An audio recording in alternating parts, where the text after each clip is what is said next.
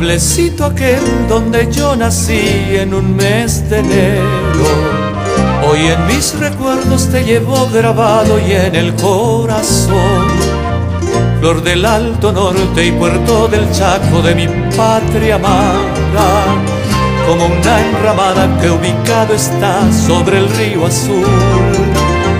En tu esencia guarda la labor febril de los quebracheros, que a golpe de hacha dejaron sus vidas por ganarse el pan. Danino producto del sudor de sangre de miles de seres, riqueza del amo, comprador de tierras, vil explotador.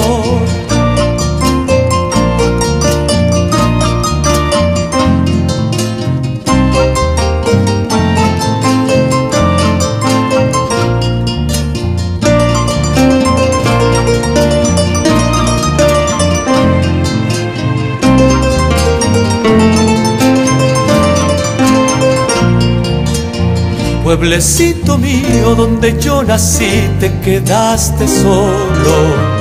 Tus hijos se fueron a emigrar porque todo se acabó.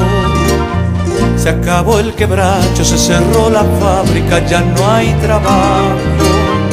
Y la tierra que, aunque paraguaya, es de otro patrón.